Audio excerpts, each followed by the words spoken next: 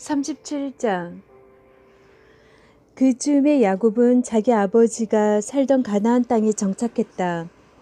야곱의 이야기는 이러하다. 그의 이야기는 요셉과 함께 계속된다. 당시 17살이던 요셉은 양떼를 치는 형들을 돕고 있었다.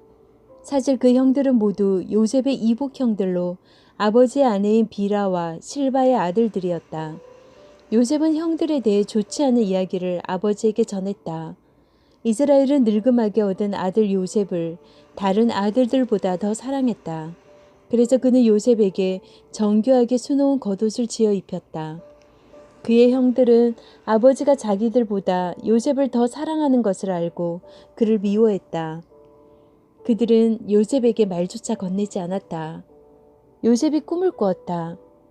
그가 꿈 이야기를 형들에게 전하자 형들이 그를 더 미워했다. 요셉이 말했다. 내가 꿈 이야기를 잘 들어보세요.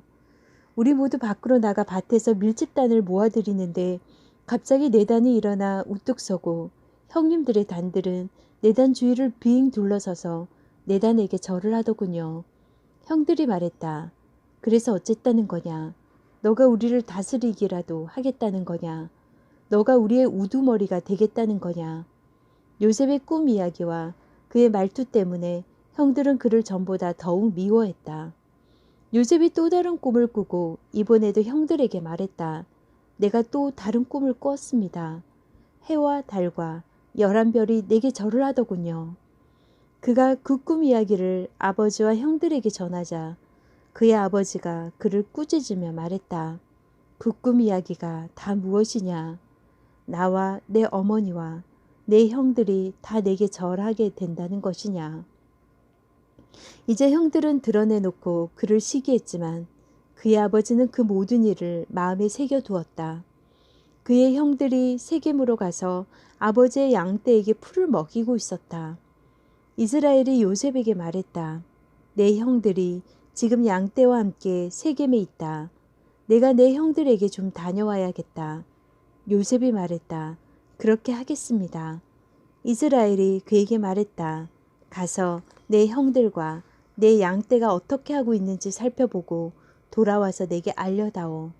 그는 요셉을 헤브론 골짜기에 세겜으로 떠나보냈다. 요셉이 들판에서 헤매고 있는데 어떤 사람이 다가와 물었다. 무엇을 찾고 있느냐? 제 형들을 찾고 있습니다. 그들이 어디서 양떼에게 풀을 먹이고 있는지 아시는지요? 그 사람이 말했다. 그들은 여기를 떠났다. 내가 들으니 그들이 도단으로 가자 하더구나.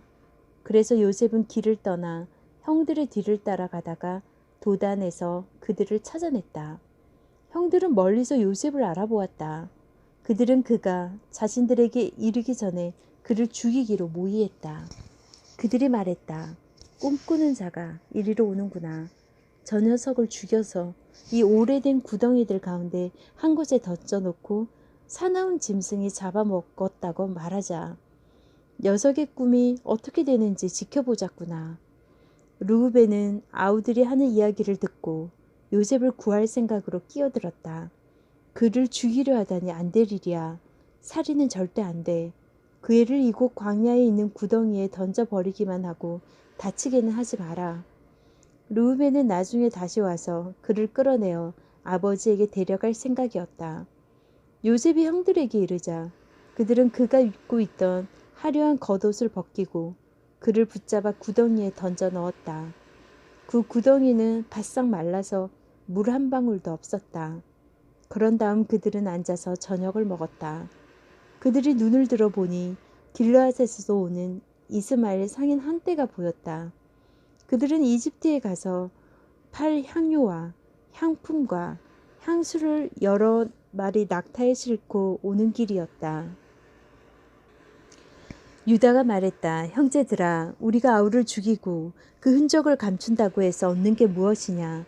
그 아이를 죽이지 말고 이스마엘 사람들에게 팔아 넘기자. 따지고 보면 그 아이도 우리 형제, 우리의 혈육이다.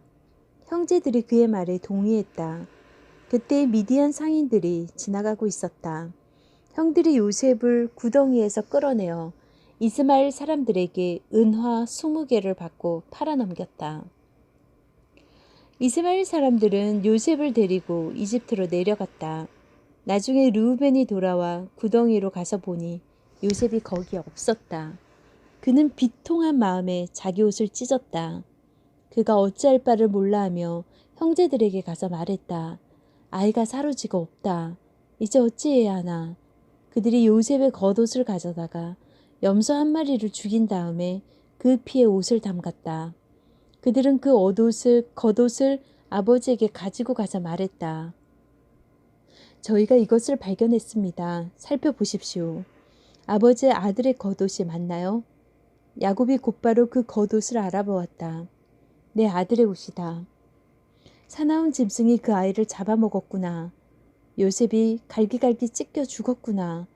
야곱은 슬픔에 잠겨 자기 옷을 찢고서 거칠고 굵은 베옷을 입고 아들의 죽음을 오래도록 슬퍼했다. 자녀들이 위로하려고 했으나 그는 그들의 위로를 마다했다. 나는 내 아들의 죽음을 슬퍼하면서 무덤으로 가련다. 아버지는 요셉을 생각하며 하염없이 눈물을 흘렸다. 미디안 상인들이 이집트에서 요셉을 보디발에게 팔아 넘겼다. 보디발은 바로의 신하로 바로의 왕실 일을 맡아보는 사람이었다. 38장. 그 무렵 유다는 형제들로부터 떨어져 나와 히라라고 하는 아둘람 사람과 함께 지내고 있었다. 그곳에 있는 동안 유다는 가나안 사람 수아의 딸을 만났다. 유다가 그녀와 결혼하여 잠자리를 같이 하니 그녀가 임신하여 아들을 낳고 아이의 이름을 엘이라고 했다. 그녀가 다시 임신하여 아들을 낳고 아이의 이름을 오난이라고 했다. 그녀가 또다시 아들을 낳고 아이의 이름을 셀라라고 했다. 셀라를 낳았을 때 그들 부부는 거십에 살고 있었다. 유다가 맏아들 엘에게 아내를 얻어주었다. 그녀의 이름은 다말이었다. 그러나 유다의 맏아들 엘이 하나님께 심히 악한 죄를 지어 하나님께서 그의 목숨을 거두어 가셨다. 유다가 오난에게 말했다. 가서 남편을 잃은 내 형수와 잠자리를 같이 하도록 하여라. 내 형의 혈통이 끊어지지 않게 하는 것이 동생이 내가 해야 할 도리다. 하지만 오난은 아이를 낳아도 자기 아이가 되지 못할 것을 알고 형수와 잠자리를 같이 할 때마다 형의 아이를 낳지 않으려고 정액을 바닥에 쏟았다. 그가 한 짓은 하나님을 크게 거스르는 일이었다. 하나님께서 그의 목숨도 거두어 가셨다. 그러자 유다는 며느리 다말을 찾아가서 말했다. 내 아들 셀라가 다 자랄 때까지 내 아버지 집에서 과부로 지내고 있거라. 그는 셀라마자 형들처럼 죽게 될까 걱정했던 것이다. 그리하여 다말은 자기 아버지 집으로 가서 살았다. 시간이 흘러 유다의 아내 곧 수아의 딸이 죽었다. 애도 기간이 끝나자 유다는 아둘람 사람인 친구 히라와 함께 양떼의 털을 깎으러 딥나로 갔다. 다말은 내 시아버지가 양떼의 털을 깎으러 딥나로 갔다는 소식을 전해 들었다. 그녀는 과부의 옷을 벗고 너울로 얼굴을 가려 남이 알아보지 못하게 한 다음 딥나로 가는 길에 있는 에나임 입구에 앉아 있었다. 그녀는 셀라가 다 자랐는데도 유다가 자기를 그와 결혼시키려 하지 않는다는 것을 알고 있었다. 유다는 너울로 얼굴을 가리고 있는 그녀를 보고는 창녀라고 생각했다. 그는 길가에 있는 그녀에게 다가가 말했다. 오늘 밤 함께 보내자. 유다는 그녀가 자기 며느리인 줄 전혀 알지 못했다. 그녀가 말했다. 그 값으로 내게 무엇을 주겠습니까? 유다가 말했다. 내 가축대에서 새끼 염소 한 마리를 보내겠다. 그녀가 말했다. 그것을 보낼 때까지 내게 담보물을 맡기면 그렇게 하겠습니다. 담보물로 원하는 게 뭐냐? 그녀가 대답했다. 어르신이 갖고 있는 줄 달린 도장과 지팡이를 주십시오. 유다는 그것들을 다말에게 건네고 잠자리를 같이 했다. 그녀가 임신하게 되었다. 그녀는 그곳을 떠나 집으로 돌아가서 너울을 벗고 과부의 옷을 다시 입었다. 유다는 친구인 아둘람 사람 편에 새끼 염소를 보내며 그 여자에게서 담보물을 찾아오게 했다. 그러나 그 친구는 그녀를 찾지 못했다. 그래서 그곳 사람들에게 물었다. 이곳 에나임 근처 길가에 앉아있던 창녀는 어디로 갔습니까? 그들이 말했다. 여기에는 창녀가 없답니다. 그가 유다에게 돌아와서 말했다.